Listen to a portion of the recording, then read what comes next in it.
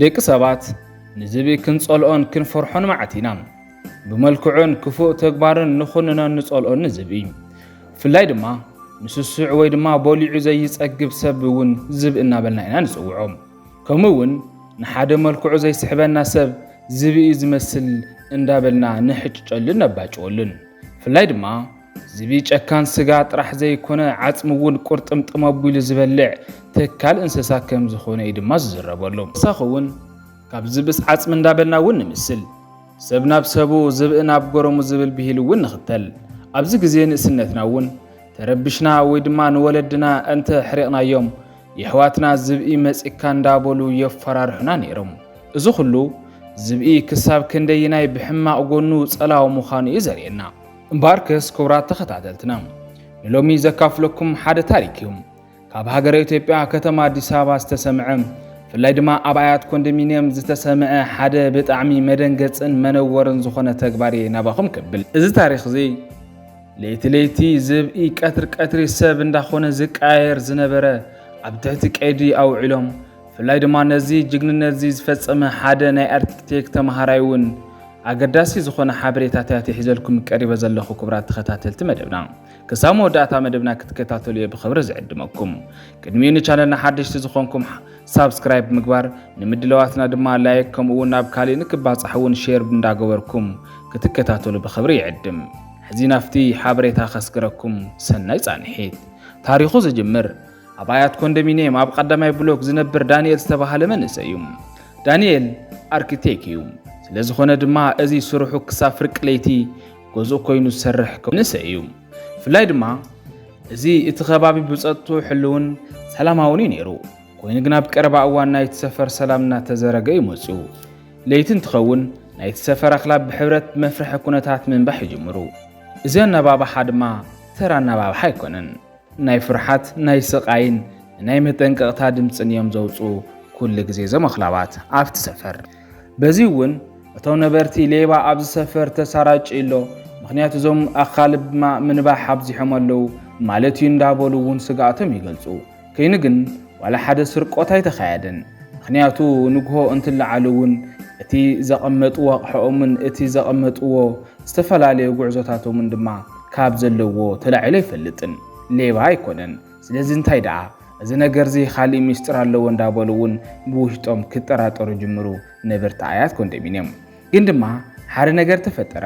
ናይቲ ሰፈር ናይ ገዛ እንስሳ ከም በዓል ድሙን ከልብን ሓደ ግዜ ካብ በሮም ገዝኦም ክጠፍኡ ክጅምሩ ድማ ተራእዮም ፍላይ ድማ ኣብ ናይ ዳንኤል ጎረቤት ብሓደ ንእሽተይ ከልቢ ነይሩ እቲ ንእሽተይ ከልቢ ድማ ፍላይ ድማ ምሸት እቲ ከልቢ ካብቲ ዝነበረ ግቢ ጠፍኡ ሓዲሩ ተኣልሽ እውን ክርከብ ኣይከኣለን ጎረባብቲ ተጣይቑ እውን ክርከብ ኣይከኣለን ዋላ ሓደ ምልክት እውን ክርከብ ኣይከኣለን ስለዚ እዚ ከልቢ መንዳእ ሰዊርዎ እዚ እውን ኣብቲ ሰፈር ናይ ፍርሓት ስምዒታት እንዳነገሰ እንዳበርትዐ ከደም ናይቲ ሰፈር ማሕበረሰብ እውን ፀሓይ ምስ ዓረበት ደቆም ካብ ገዛ ንከይወፁ ከልኪሎሞም ኣለው ፍላይ ዳንኤል ብባህሪኡ ነገራት ምምርማር ዝፈቱ ሰብ ስለዝኾነ እዚ እውን እቲ ምስጢር ክፈልጥ ወሰነ በብሰዓቱ ኣብቲ ፍርቂ ለይቲ ዝነብሑ ኣኻልብ ምድማፅ ካብ መስኮት ኮይኑ ኩሉ ነገራት ክዕዘብ ጀመረ ሓደ ምሸት ድማ ኩሉ ነገር ተለዋወጠ ናይቶም ኣኻልብ ድምፂ ምንባሕ ምስ ጀመረ ዳንኤል ሓድሽ ነገር ተመልከተ ኣብቲ ዘለዎ ብሎክ ፊት ንፊት ሓንቲ ሽማግለ ኣረጊት ሰበይቲ ቀስ እናበለት እናተጓዓዘት ይርዮም ወይዘሮ ወርቅነሽ እያ ትበሃል ኣብቲ ሰፈር እውን ምስ ብዙሕ ሰብ ዘይትዘራረብን ዘይትቀራረብን ብሕታዊት ሰበይቲ እያ ወይዘሮ ወርቅነሽ ኮይኑ ግና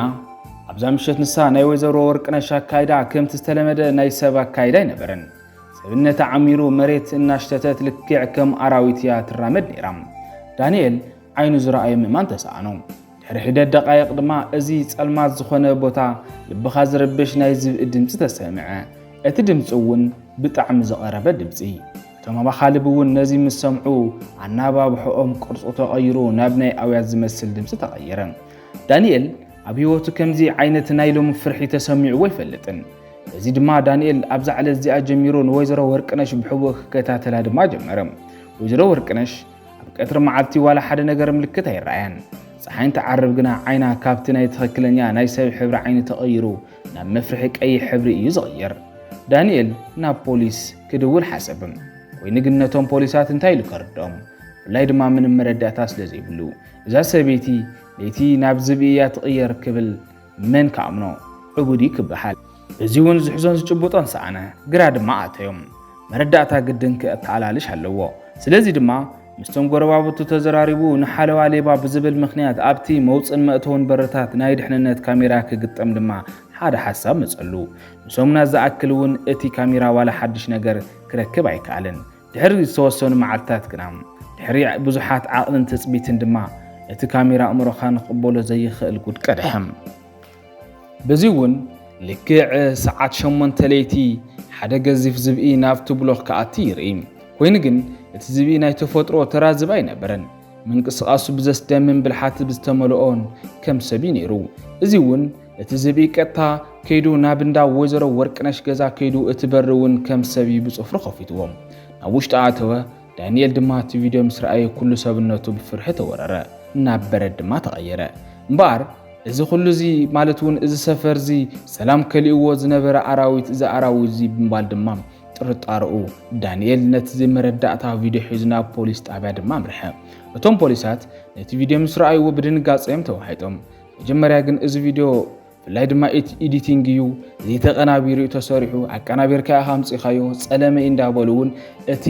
ሓበሬታ ክቕበልዎ ይከኣሉ ነይሮም እቶም ፖሊሳት ኮይኑ ግን ዳንኤል ብፍላይ ድማ እቲ ጉዳይ ብኸቢድ ደረጃ ክሕዝዎ ተገደደ ብፍላይ ድማ ኣብቲ ከባቢ ዝነብሩ ነባርነቶም ማለት እቲ ሰላም ከሊእዎም ዝጸንሐ እዚ ጉዳይ እዚ ድማ ምስክርነቶም እንዳሃቡ ጸንሑ በዚ እውን እቶም ፖሊሳት ከኣምንዎ ብላይ ድማ ሓቅነቱ ንምርጋጽ እውን ሓደ ብጣዕሚ ሓደገኛ ትልሚ ሓንፂጾም እቶም ፖላዊስ በዚ እውን ፖሊ ኮማንዶ ዝኾነ ፖሊሳት ብናይ ሲቪል ክዳን ኣብቲ ብሎክ ብሕቡእ ክሕልዎ ተገበረ ዳንኤል ኣብ ገዝኡ ኮይኑ ምስ መርማሪ ካሳሁን ብስልክ እናተራኸበ እውን ልክዕ ሰዓት 8 ለይቲ ምስ ኣኸለ እቲ ገዚፍ ዝብኢ ከም ልማዱ ናብቲ ቦታ መጸ ኮይኑ ግን በቲ ሰዓት ንሱ እቲ ዝብኢ ቦይና ኣይኮነን ናብቲ ቦታ መጽ ዘሎ ብድሕሪኡ ክልተ ካልኦት ዓጀብቲ ወይ ድማ ንዕኡ ዝኽተሉ ድማ ክልተ ኣዛብዕ ሒዙ ይመጹ እዚ ጉዳይ እዚ ድማ እቶም ኣዛብዕ ሰለስተ እዮም ክብል እውን ዳንኤል ብቐጥታ ንመርማሪ ካሳሁን ምስ ተዛረቦ እቶም ኣዛብዕ ነብቲ ብሎክ እንትኣትዉ በዚ እውን እቲ ፍሉይ ኮማንዶ ነቶም ኣዛብዕ ክዕፍንዎ ኣብ ዝሓሰብሉ ሰዓት ግና ብዘስደምን ፍጥነት እቶም ኣዛብዕ ናብ ጫካ እዮም ኣምሪሖም ዘሊሎም ከይዶም ብፍላይ ድማ ሽዑ ቀጥታ ናብ እንዳ ወይዘሮ ወርቅነሽ መንበሪ ገዛ ኣምርሖም በሪ ሰቢሮም ተኣትዉ ዝረኣይዎ ግን ኣዝዩ መፍርሕን መስካሕካሕን ሕማቕ ተግባራትን እዮም ኣብቲ ቦታ ብጣዕሚ ንልብኻ ዝሰብር ምራዩ ዘጸግም ብፍላይ ድማ ክምር ዝበሉ ናይ ዓጽምቲን ከምኡ ድማ ሓደ ብኮንቲነር ነገር ዝተሰርሐ ሓደ ብሓጺን ዝተሰርሐ ሕማቕ ነገራት ኣብ ውሽጡ ዘለዎ ክዳን ዘለዎ ብርክት ዝበሉ ሕማቕ ተግባራት ብፍላይ ድማ ኣብቲ ግድግዳ ወይ ድማ ኣብቲ መናድቕ እውን ብደም ዝተጻሕፉ ሓደሽቲ ምልክታት ተሸፊኑ እዩ ዘሎ